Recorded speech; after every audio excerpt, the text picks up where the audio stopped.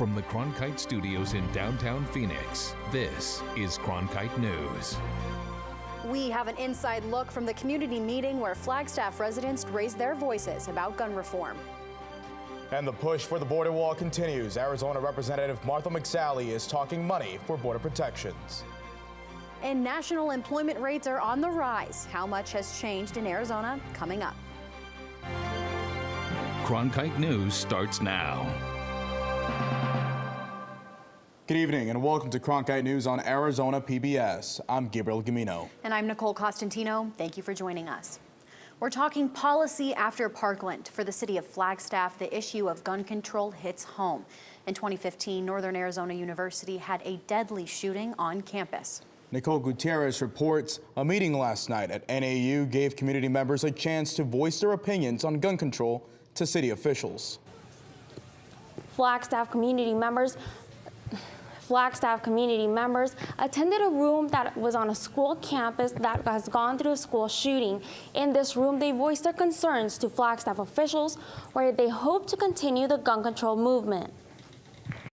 A lot of these shootings are at schools, at colleges, and so I think it's important that the people who are being affected are the ones addressing it. The Northern Arizona University Young Democrats hosted a public meeting at NAU in efforts to keep the discussion going on gun control. We grew up their whole lives with seeing this pandemic, an epidemic of gun violence. The mayor of Flagstaff stressed the importance on demanding responsible gun ownership and requesting universal background checks. I think this is something that weighs on everybody's mind, at least it should be, and then we need to do something. Because how sad is it that you have students who are afraid to go to school? It's a hard pill to swallow. It's so difficult to know that that could have been us. Some students who attended the meeting stated they wanted to hear if their local officials will fuel the movement as well. We've had enough of school shootings and gun violence, and something has to be done, and that could be gun control, mental health care, whatever. Something needs to happen in our country. Panelists at the meeting stated they hope the youth continues to spark change. A lot of times we talk about generation, X, Y, and Z, and that they're not engaged. Well, now we see that those generations can be engaged. Mayor Evans hopes the movement goes beyond words and even encourages the youth in the movement to run for office. In the media center, Nicole Gutierrez, Cronkite News. Arizona Senator John McCain says today's U.S. sanctions against Russia for election interference were long overdue. He called on the Trump administration to quickly implement the financial sanctions on those named in the special counsel's indictment, as well as organizations in the oil and gas sectors. In a statement, McCain wrote, "Financially squeezing the Kremlin kleptocracy, which has stolen countless billions of dollars from the Russian people, is the only way to ensure that Putin and his cronies feel the consequences for their destabilizing activities." Just 2 days after President Donald Trump visited San Diego to inspect prototypes of his planned border wall, a House subcommittee asked the question, what do we get for $33 billion? Cronkite News reporter Austin Bundy in our Washington bureau was there for today's debate. Democrats on the House Homeland Security Committee, like Texas Congressman Filemon Vela, believe the wall is a waste of time and taxpayer money. Of the $33 billion in investments identified in this plan, approximately 55% of these taxpayer dollars are meant to build a big, beautiful border wall. That seems unusually disproportionate given what we have heard in testimony. Acting Deputy Commissioner for U.S. Customs and Border Protection, Ronald Viteo, would not guarantee that a wall will completely halt border crossers, but he said the president's plan would help address the problems faced by Border Patrol agents. Where we have the investment in a complete fashion, technology, infrastructure, mobility to the border, we will be much more effective. Tucson Representative Martha McSally argued the wall shouldn't be such a polarizing issue, noting that previous administrations have called for replacement barriers across the southern border. Lots of miles of replacement fencing and some additional barriers, wall barriers approved under previous administrations. So this has been a consistent element of what the operators have asked for. In Washington, Austin Bundy, Cronkite News. Arizona Senator Jeff Flake told a Washington audience today that he wants to see a traditional conservative run for president in 2020. Could that candidate be Flake himself? He's not saying. Ariana Bustos brings us more from our Washington bureau. For months now, Flake's dissatisfaction with President Donald Trump and the direction of the Republican Party has been well known. He ramped up that criticism today, calling on his party members to speak up, and loudly. It seems at times that speaking in measured tones in the face of the routine vandalism to our democratic norms is about the same as whispering into a hurricane. Flake addressed the National Press Club today on the current state of politics and focused especially on the importance of free speech and speaking out against injustice. He urged Republican Party members to face the realities of the current presidential administration. If we are going to refuse to live in the world that everyone else lives in and reckon with the daily reality that they face, including their very real and understandable anxiety that they feel, then my party might not deserve to lead. When asked about a potential run for president in 2020, Flake didn't rule out the possibility, but said he'd like a conservative like him to run. Running for president is not in my plans, but I have not ruled anything out. I do think that there should be a conservative challenge. I think if for no other reason, Republicans want to be reminded, I think, of what conservatism really means. Flake is scheduled to be the featured speaker at the Politics and Eggs breakfast tomorrow morning in New Hampshire, a regular stop for would-be presidential candidates in a competitive primary state. Reporting from Washington, Ariana Bustos, Cronkite News. Arizona State Treasurer Jeffrey DeWitt is now the Chief Financial Officer for NASA. The United States Senate unanimously confirmed his nomination, which was announced by President Donald Trump in November 2017. DeWitt is a first-term Republican and worked on President Trump's 2016 campaign as Chief Operating Officer. He will resign from his position, which will be filled by another Republican candidate appointed by Arizona Governor Doug Ducey. Employment numbers continue to improve both in Arizona and across the nation. While Arizona's January jobless rate was still slightly higher than the national rate of 4.1%, experts still point to gains the state has made. Cronkite News reporter Shelby Lindsay takes a closer look at the numbers. Jobless rates in Arizona fell to 4.8% in January, according to the latest reports from the Bureau of Labor Statistics. That is a far cry from the 10% unemployed in 2010.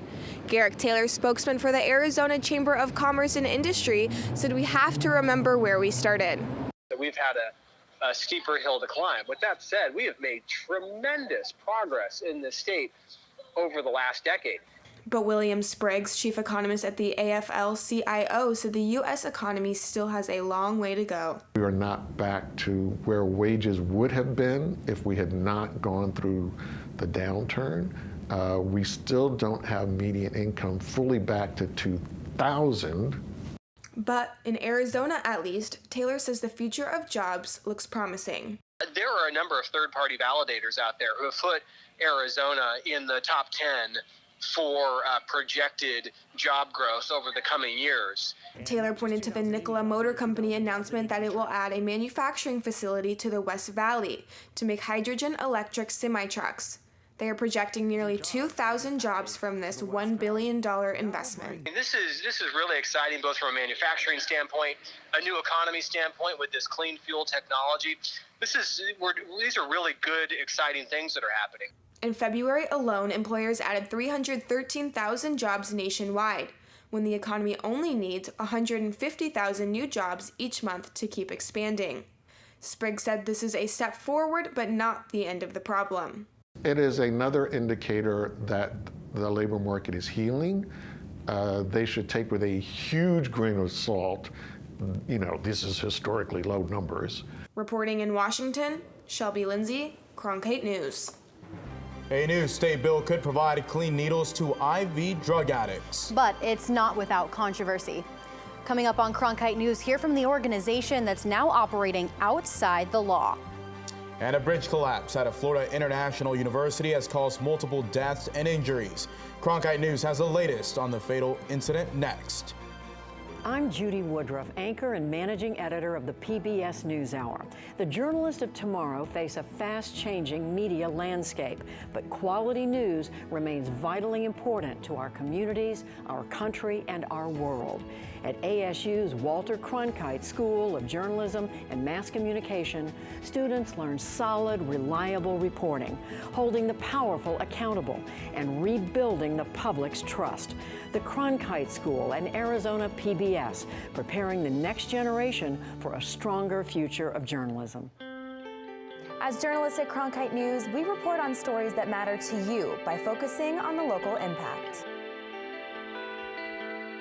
We dig deeper and work tirelessly to keep you informed. Live in Wickerburg. Live in Los Angeles. In Cleveland. In Washington. In Louisville. From Jerusalem. Live in Philadelphia. From around the world to right here in Phoenix. At Cronkite News, we report the facts and stick to the truth.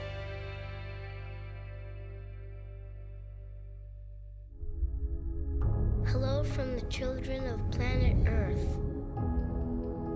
Exploring, it's the lifeblood of the mission. Human beings are a curious bunch. What are we going to see when we get really close? Wow.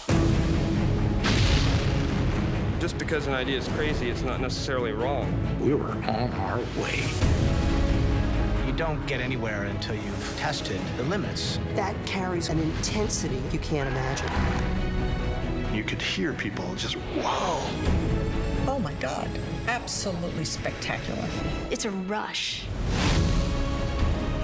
We ask a lot of our heroes. We are at a remarkable moment. We're going farther than any exploration ever has.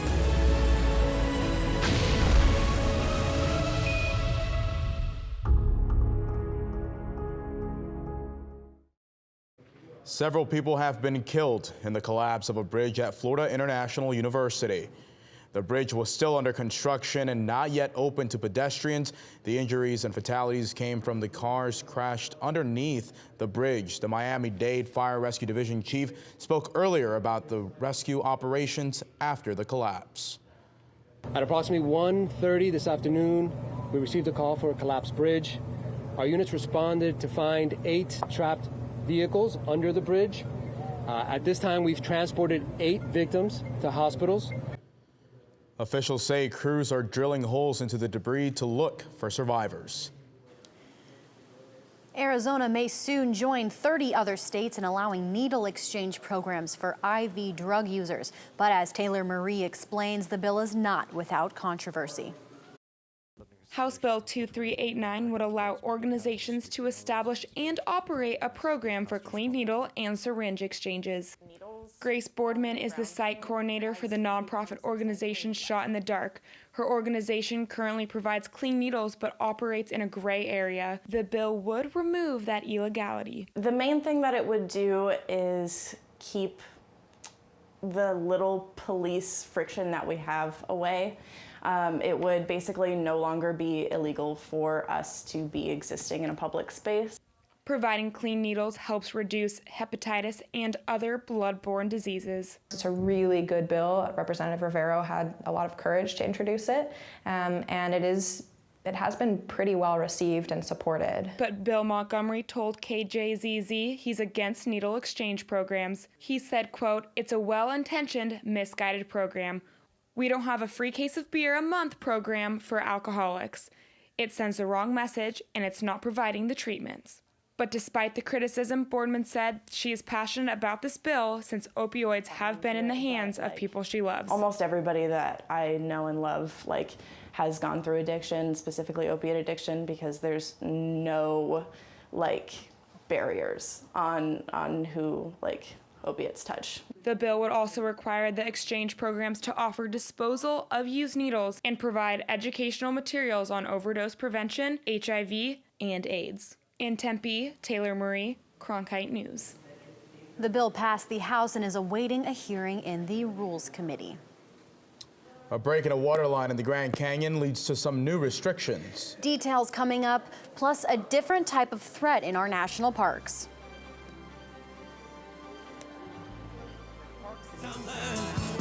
Is facing a threat from thieves. It's stealing from the American people. These parks protect the natural and cultural resources and the history that belongs to all of us. I'll explain what they're doing and how they're trying to curb the problem. Coming up. Cloudy skies through Phoenix today. Are we going to be seeing some rain chances down here or some snow up in the high country? I've got your 7-day forecast coming up. I'm Ted Simons, host and managing editor of Arizona Horizon. Join us each weekday at 5:30 and 10 as we bring you the top newsmakers who impact the state. We cover the stories in depth that shape and affect our local communities, and we take the time to ensure that all voices are equally heard. For more than 30 years, Arizona Horizon has been your voice and your source for what matters most, right here on Arizona PBS.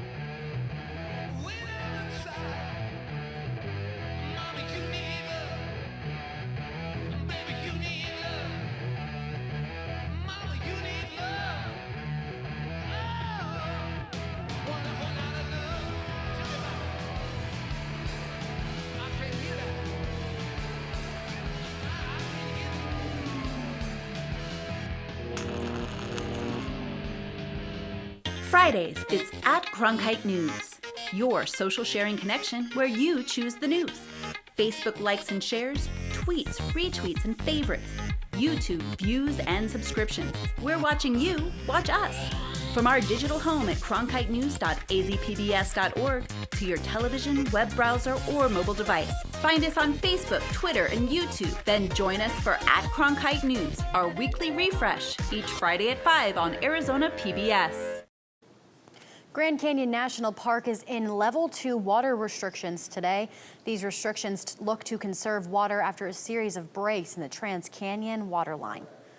Under level 2 water restrictions, the park and its partners will be using only disposable dishes and utensils, serving water by request only, practicing low water use methods for hotel cleaning, and using low flow applications. National parks are created to preserve treasured land, but they're facing an unnatural threat.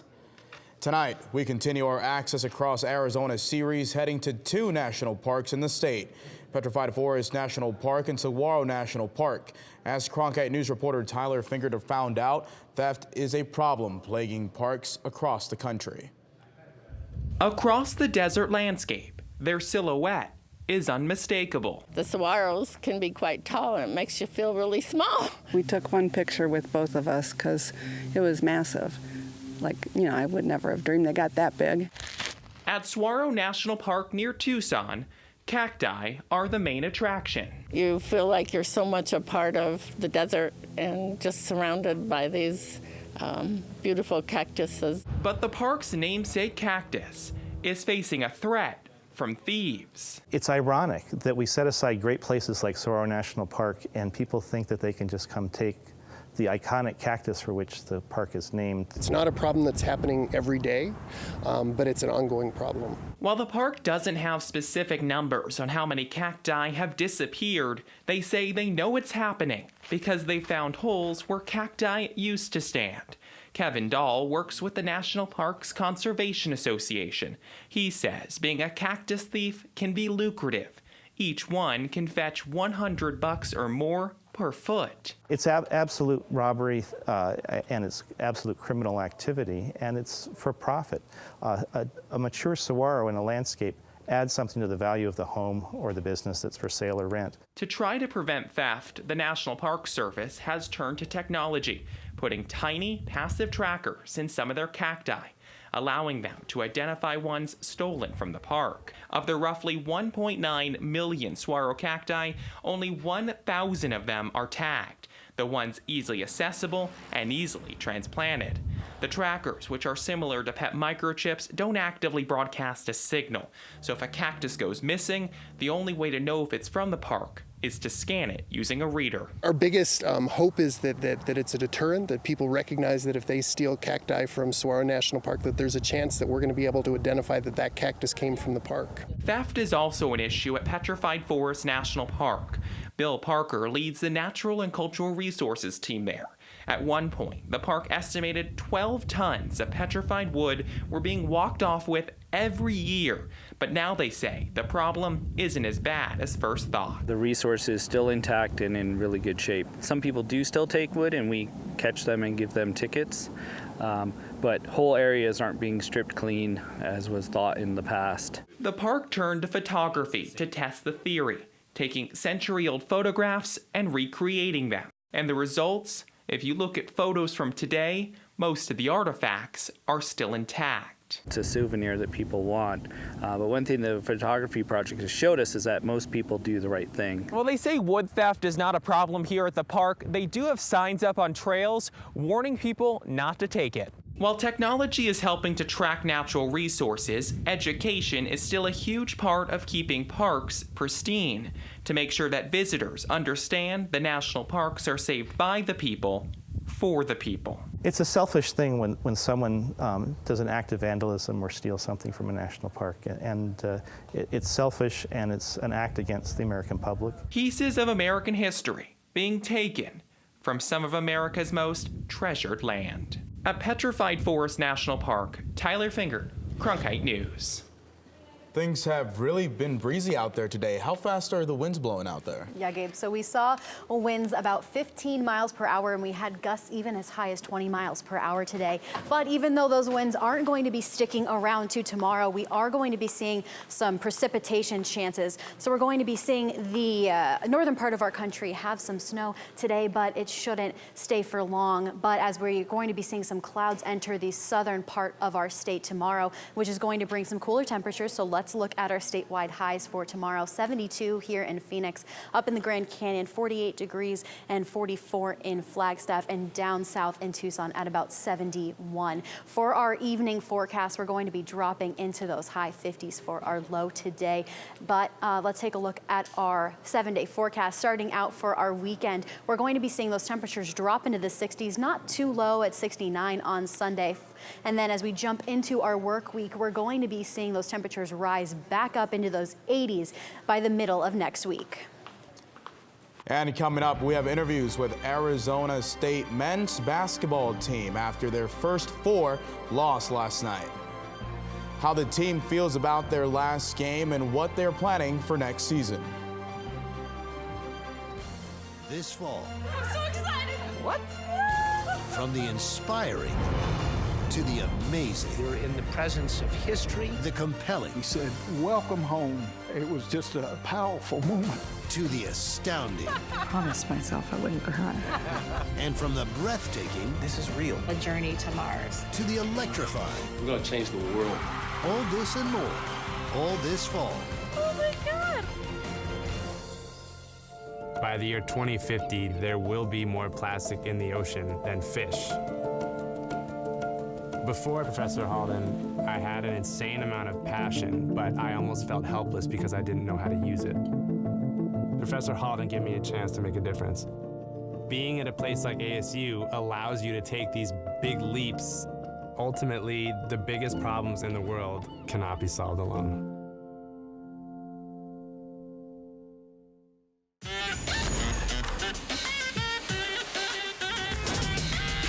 Third Rail with Ozzy. The new weekly show where we tackle the taboo and debate the tough questions with some of the most interesting minds in the game. I'm Carlos Watson. Electrifying conversation. Friday, only on PBS.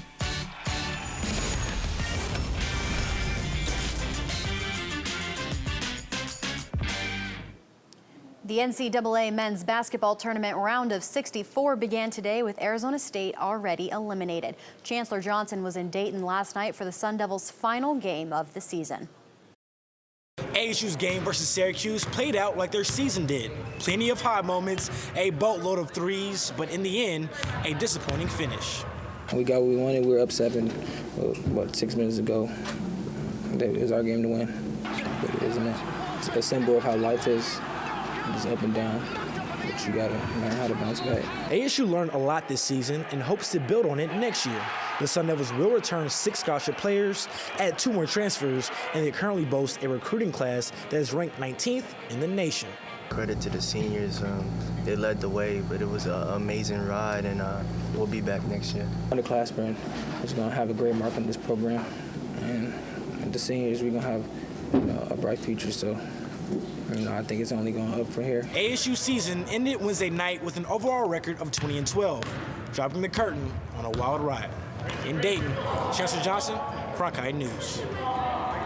The University of Arizona is a 4th seed in the tournament. The Wildcats are scheduled to play their first game tonight against the Buffalo Bulls. Cronkite News is proud to be the news division of Arizona PBS. Here's what's coming up next on the Arizona Horizon and the PBS NewsHour. On the next Arizona Horizon, hear from a state lawmaker who is sponsoring a number of gun control bills. An art detour celebrates 30 years of Phoenix Artist Studio open houses. That's the next Arizona Horizon. I'm Judy Woodruff on the next NewsHour. The embattled head of Veterans Affairs faces questions on Capitol Hill. That's Thursday on the PBS NewsHour.